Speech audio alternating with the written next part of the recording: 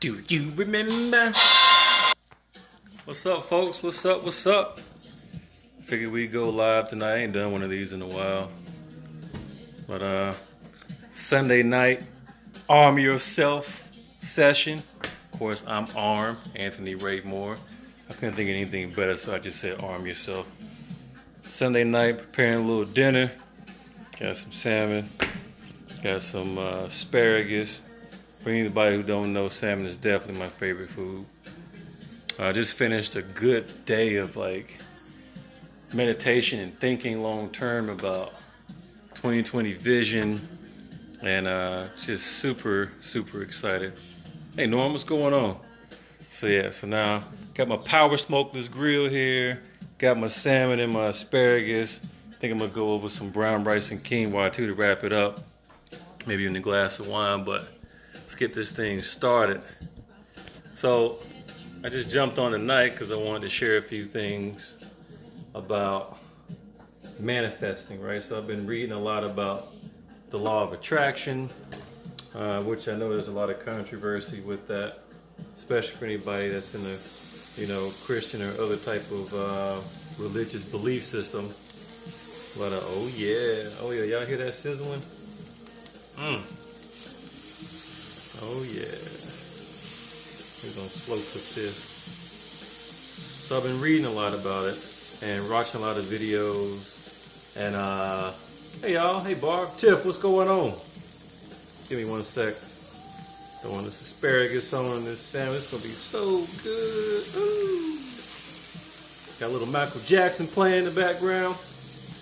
But anyway, so yeah, I've been reading a lot about law of attraction and manifesting things, and I kind of started on this journey. For those who don't know, most everybody who does know me, know that I am a Christ believer, follower, and I believe Jesus is the way to salvation. And I believe that there is a heaven and hell. I believe there are forces good and forces that are evil. And just like that, I also have been an avid studier of my Bible for years, right? And so, there are certain things in the Bible, like Ephesians 3:20, when he says that, he will do exceedingly abundantly above anything you could dare ask or imagine. Or 2 Corinthians 9:8, where he talks about, God is able to make it so that you always have an all sufficiency in all things may abound to every good work. So things like that. So I'm always, hey Wendy, what's up, Cody? So I've always been thinking that I've had a very good life. God's blessed me tremendously with great friends, great experiences, great positions, the opportunity to travel quite a bit. Also the experience to be able to bump up and rendezvous with a lot of people of influence, politicians. I have a really dear friend of mine who happens to be a multi-billionaire who treats me every now and then to fly on his jet and things of that sort. So I've had some really great experiences. And, while I'm extremely blessed, because I read my Bible and, I feel like I get revelations and downloads, I feel like, yes, I'm here, but there's another level of life, another level of blessing, another level of opportunity that is through, this veil, so to speak, right? And so, yes, I pray, I do my vision boards, and, I get excited and I work towards certain goals and I hit them. But I was just praying on, how can I achieve the bigger? How can I go and achieve, everybody who knows me know I want a private jet. I want, multiple residences in different states and countries and things of that sort. You know what I mean? Everybody who knows me knows that I also like freedom. I don't necessarily want to work for anybody. Getting let go from my last job was a tremendous blessing. Hey Tammy, what's up, Ricky? So yeah, so I've always had this, these aspirations to go bigger. And I know a lot of people look at me and they're like, oh man, what are you talking about? You got everything you possibly could want right now. Like, not really. If you see my vision board, you would know that there's some pretty, what most folks would consider some pretty outlandish things in there. And, some people interpret, my desires for growth. They're like, man, you want all these billions of dollars, you want all this stuff and all that. They think is greed. You should be thankful for what you have. And it's like, no, I am extremely thankful and grateful. I mean, God has blessed me tremendously. I've got a beautiful home. You know what I mean? I'm able to just make good meals. You know, beautiful home. That's one of my boards over there that I was just doing some brainstorming and daydreaming on. I can't zoom in on it because I don't want to share those ideas yet. Exactly, Tammy, you're right. You know, I believe it's John 10:10 that says Jesus came so we could have life and have it more abundantly. Absolute. What up, Taj? So yeah, I'm always striving for more. And so, like, again, you know, I will pray and I will seek out things. And, you know, I hit more shots than I missed. Thank God for that. But again, I just know there's much more than that, right? So when you read some of these scriptures, you know, if you read Genesis chapter 11, verse 6, when those guys are trying to build a tower up to heaven, it's called the Tower of Babel. And God had to come down in the Trinity to confuse their language and separate them because he said nothing that they could imagine would be withheld from them. All right. So then you got other scriptures. There's a chapter in Luke, I think it's Luke 137, when he says, with God, all things are possible. You know. And so I believe those things. You know, Mark 11:24, when he says, you know, whatever you ask for in prayer, believe you receive and you shall have it, right? So, you know, to me, when I read those things, it speaks to my heart that God, even though I'm very happy and I'm content with what I have, you know, the goal is to be constantly expanding and constantly testing your faith and constantly reaching for like new experiences and things of that sort. So, you know, I'm putting them to the test. There's some big things that I got planned for 2020. That I'm shooting for. And so at any rate, you know, I would pray. My prayer notebook, my prayer journal works very well for me. But again, I just felt like there was something that I was missing. What you say, Cody? This is awesome, and life is only going to get better, brother. You know it, man. We going to get it, Cody. Like, Cody and I started off flipping houses. You know, he was the contractor using my first couple of properties, did a good job.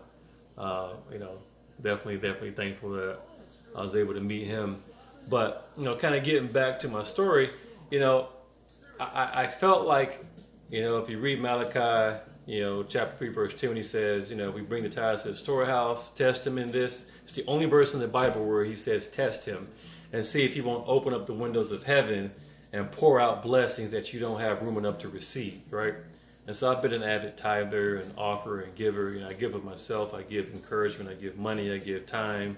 I volunteer for things, again, not looking to get any kudos or props for anybody, but I feel like I've done the things, you know, that are requested of me, you know, from God through the Bible. But again, there's still this invisible veil that I have not penetrated to get to the next level of blessing that I desire. When he says, thy will be done on earth as it is in heaven. Well, what is God's will? He said his will. He has, you know, his job is to give us a hope and a desire and give us a desired end, for us to prosper and be in health, for us to live life and live it more abundantly. That's his will for our life. So while I am abundant, there's another level of abundance, right? And so I know I'm shooting for that. So anyways, I would pray. There's some things I put in my journal. It's been 5 or 6 years I've been praying for it. Haven't manifested yet. So, you know, not that at all. So don't confuse that I'm giving up my faith. But it's like, okay, let me study some other teachers and some other interpretations of the biblical truth and see if, you know, there's something that I can grab from that will help perfect my faith and align me with the blessing. Because I always feel like God is always blessing. That you know, Niagara Falls, a blessing that we don't know where the source comes from, but we just know it never runs dry.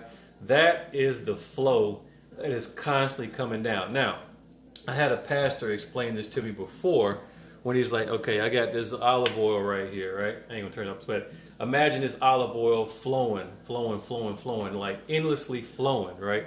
It's flowing no matter what. So if I'm this cup and I'm not underneath the flow of this blessing, then I'm out of alignment.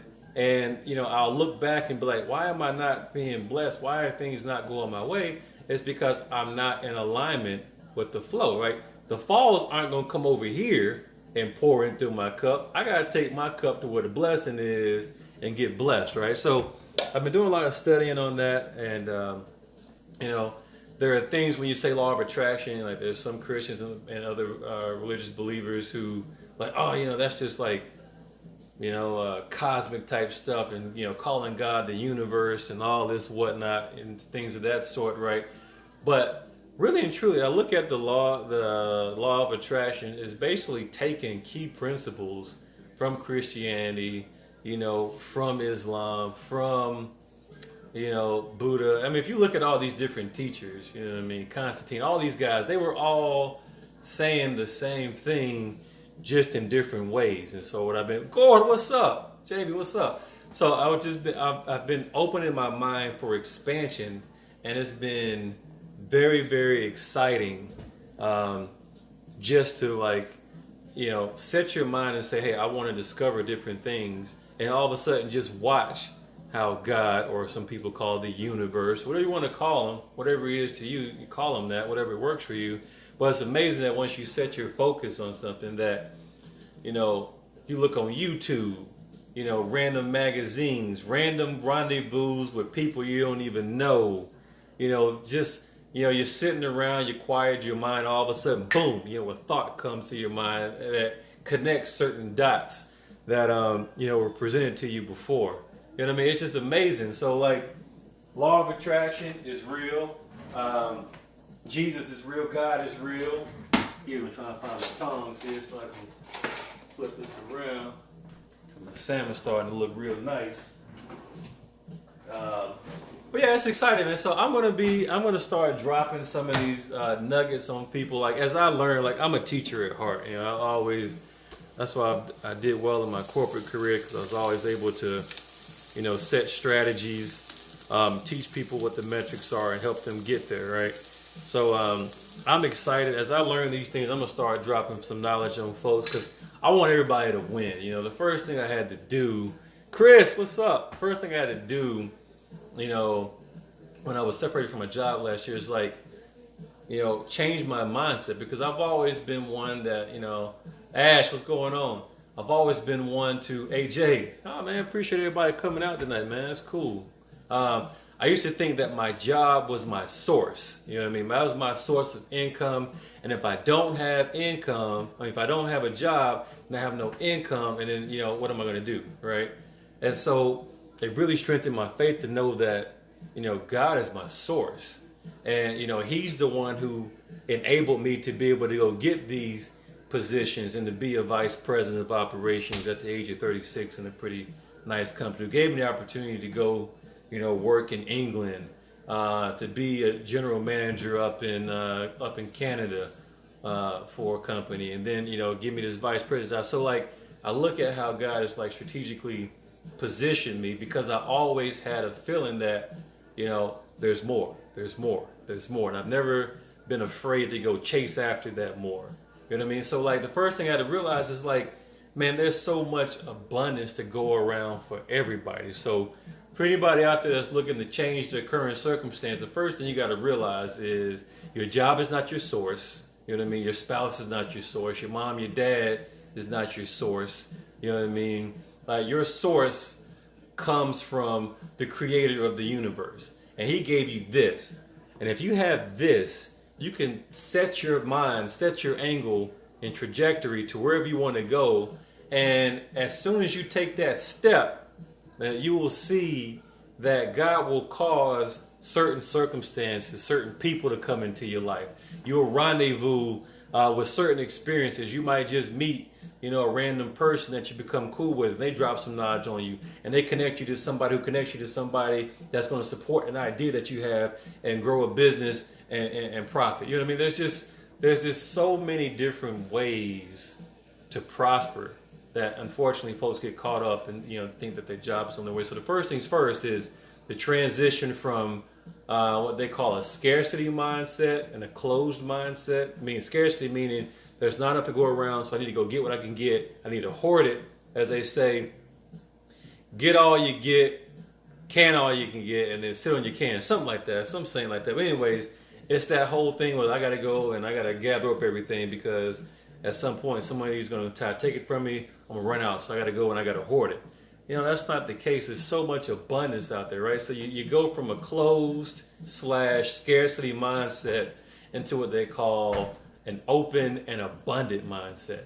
So people who are open and have an abundant mindset know that no matter if the brook dries up over here, or if I get fired, or if I leave, it doesn't matter, because what's in here and what's in here, I can go anywhere. You can drop me off in the middle of the desert and I'll figure out how to make money out there. You know what I mean? So an abundant mindset means, people who have abundant mindsets, they don't mind sharing, right? So like for folks who grew up, you might have people who are always stingy with information, or stingy with, their money, right? I can't give you $1 because I just got it. I got to keep it in my pocket. I can't give it. You know what I mean?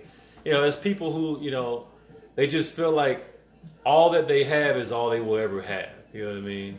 Versus, people who with abundant mindsets, you can have a lot of competitors out here, which y'all don't understand. A lot of the competitors out here, they share ideas because they know, look, I've got my lane locked. So even if I show you how to get into my lane, I'm still so good in my lane that it's going to be a continuous flow, like unlimited, replenishment of resources.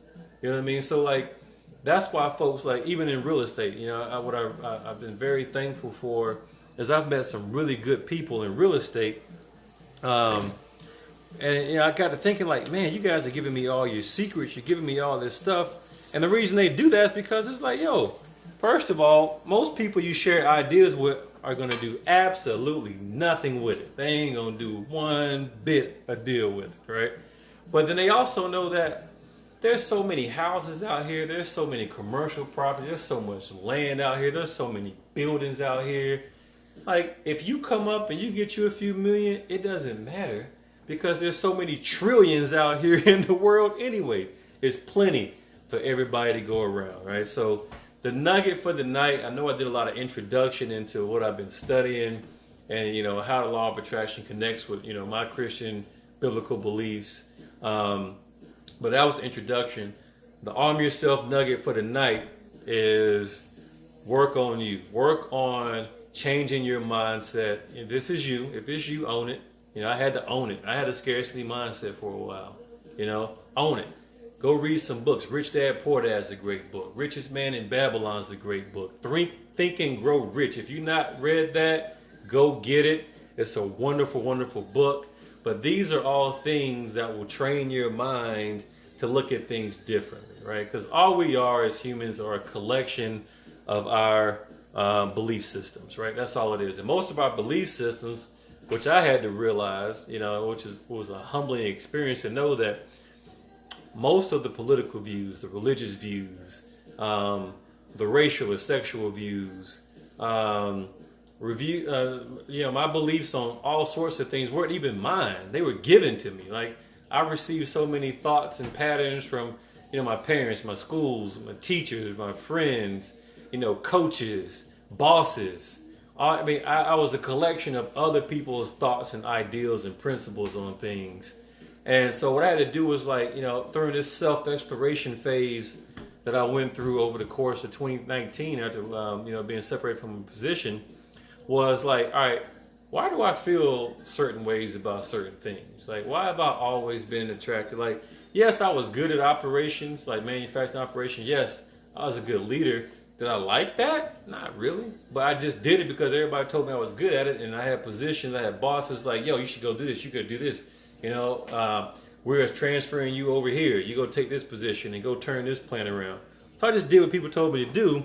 And then didn't realize that, I had gone through basically 38 years of my life living somebody else's dream and expectation for me. You know what I mean? And when you come to grips with that, that is a humbling, disappointing experience, right? But I own that. And now, I'm about to turn 40 this year in December. So the next 60, 70 years that God blessed me with is going to be lived on my terms, through my lens, through my experience. I'm going to be, and I'm constantly, like Wayne Dyer says, those who are truly successful and truly free are open to everything and attached to nothing. So like take that in. That pretty much means like, look, I'm open to hearing about, I don't necessarily, maybe I don't agree with your religious beliefs, but I'm open to hearing about it because I'll learn something, and maybe it might make me think about things differently. Okay, your sexual orientation, yeah, I thought that was taboo, but tell me about it. Why do you feel that way? How do you feel? Like how is life perceived through your lens, right?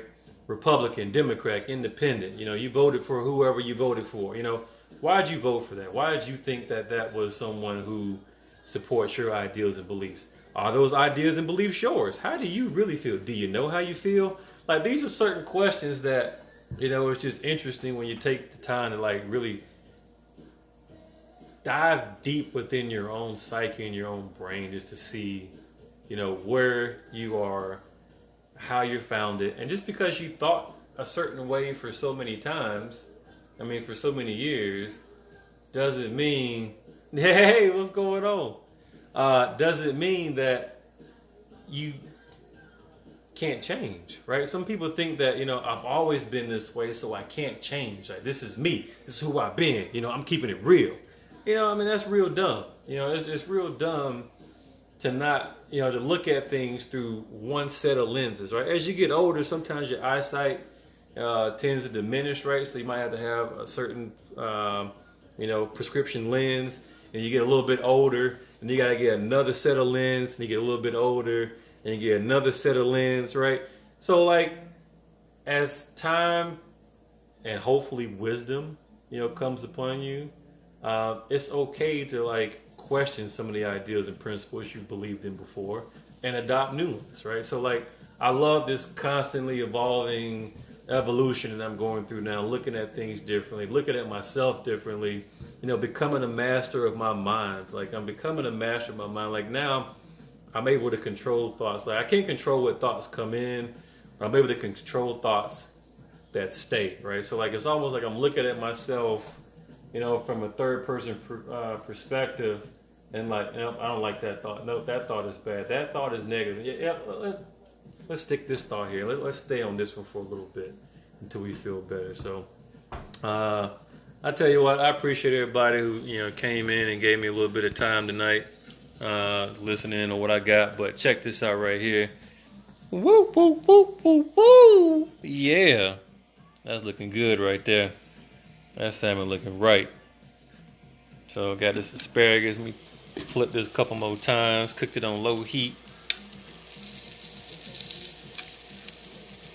Get my brown rice and quinoa going, and then we're gonna put this down. So, for anybody who's still on that has heard anything I've been talking about, y'all got any questions or comments or anything to add to this discussion? I feel like I went off on a couple different perspectives, and by all means, I don't consider myself an expert in the field, but I'm working towards it. And I can't wait until I can show you all that we are all deliberate creators of our reality. It's pretty much only two types of people in the world. It's not black, white. It's not male, female. It's not gay, straight. It's the people who allow life to happen to them and the people who create the life they want. That's pretty much all it is. It's pretty much all it is. So I'm on this side. I'm creating my reality. I've created a pretty good reality so far. But that was through such a limited stance and limited viewpoint.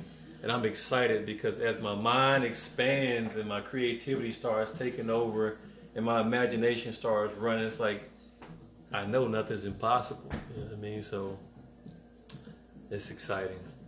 Let me scroll through here and see if I had any. Best gift we got from God was freedom of choice. Gord, you are so right, man. The freedom of choice. And that's what's so cool, right? Because, anybody who follows the Bible, if not, everybody says, as a man thinketh, so is he. That's a Bible verse. Somebody wrote a book about it, right? Death and life are in the power of the tongue, and those who love it will eat the fruit thereof, right? So it don't really take a whole lot to just listen to what people are saying. For those who are, my shoulder, my knee killing me, and this, that, and the other, ain't nothing killing me. I'm only experiencing more life, more fruitful life, more abundant life. I'm only experiencing health. Like, I talk to myself because that's my choice, right? And I believe it's Deuteronomy 29. when he said, I place before you life and death, blessing or cursing. Choose life. You know what I mean? So he gave you the choice, but he's recommending the best choice for you at the same time. I gave that, I was asked to, kind of MC a funeral, which was an experience that I never had before when I was up in Canada.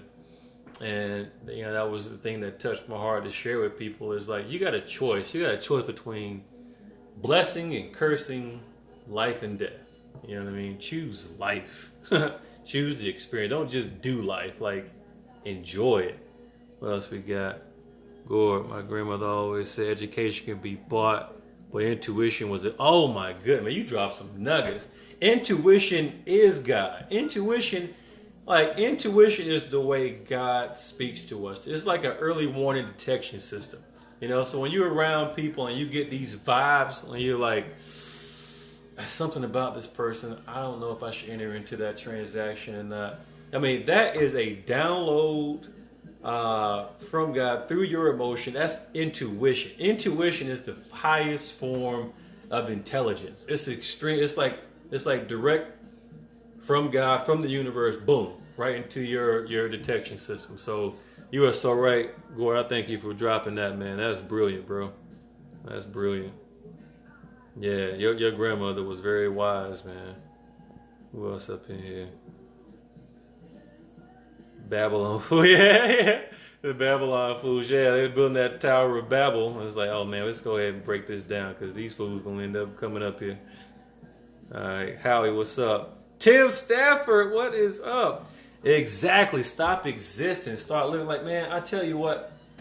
It's like, okay, I'm going through this enlightenment period. I don't think I've ever really been one to just exist. I will say that. I mean, there are certain circumstances that I will admit that, I just accepted that, some things I'm not happy with in life, and definitely some, things I'm not proud of. But,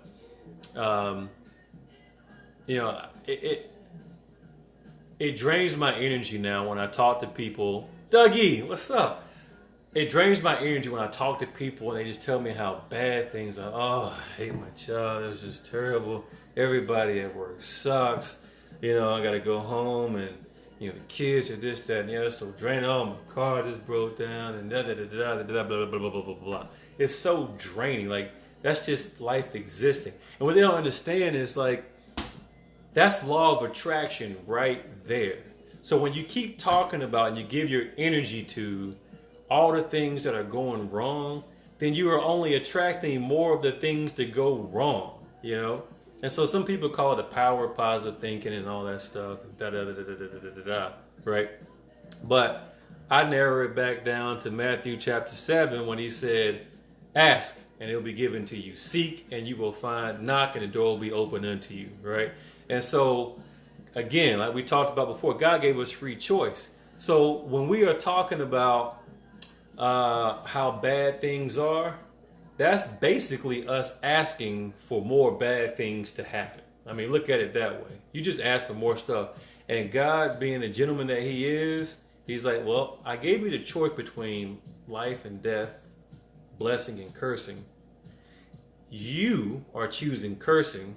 So I'm just going to have to give you what you asked for. And that cycle just keeps on until at some point somebody wakes up and says, you know what? I get everything I say. So why don't I just start saying some good things until I start believing those good things? Because Mark 11:24 says, whatever I ask for in prayer, believe I receive, and I'll have it, right?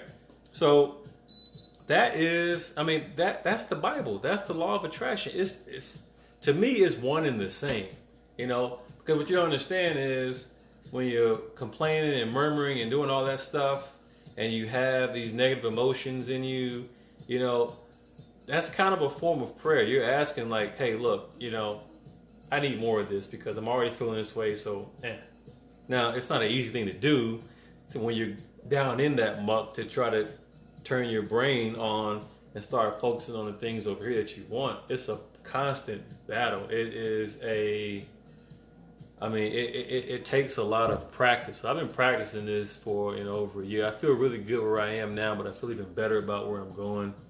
And again, I just want to start sharing this stuff with people, so everybody else can come on this journey, be a deliberate creator, create the life that you want, that you deserve, that God desired for you to have when He created you. I know the plans I have for you, plans of hope, plans of a good end, an expected end. That's Jeremiah 29:11. I mean, it's out there for you. It's out there for you. Abundance. I came so that you can have life and have it more abundantly. It's out there. That's what He wants you to have. He wants you to have it, right? So when people say, God's will be done, I don't know what God's will is. He told you what it is. He said, my will be done on earth as it is in heaven. What is His will? For you to have life and have it more abundant. For you to ask and it be given to you. For you to seek and for you to find. For you to dream of things that's so big that's outside of what you can do, so that you can, Mark 11:24, ask, believe that you receive when you pray, and receive it because Luke 1:37, all things are possible to him who believes, right? It's all connected. It's all connected. Life and death are in the power of the tongue. Jay, you right, man. And He said that multiple times. So He said that, I don't remember which gospel account it was, but it's also in Proverbs, right? So it's in the Old and the New Testament. So He must have meant something. He must have really wanted to convey it when He was talking about the power of the tongue. Even in James was saying that, the tongue is like a rudder of a ship. You know what I mean? It's like an unquenchable fire, because what you say, once you say it, it can't be turned around, So, oh, baby, yeah. All right, y'all. I love y'all. Y'all be good. Keep an eye on your words. Keep an eye on your thoughts. Make sure that your words and your thoughts are lining up with what you desire to have in life, so you can start doing this, changing your trajectory. And yeah, I'm about to eat. I can't hold off no more. Love y'all, but my stomach is rumbling.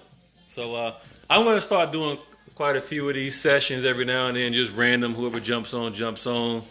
Anybody whoever want to review the information that's on there. I'm going to start calling it Arm Yourself, because I want you guys to be armed. I want you to be mentally tough.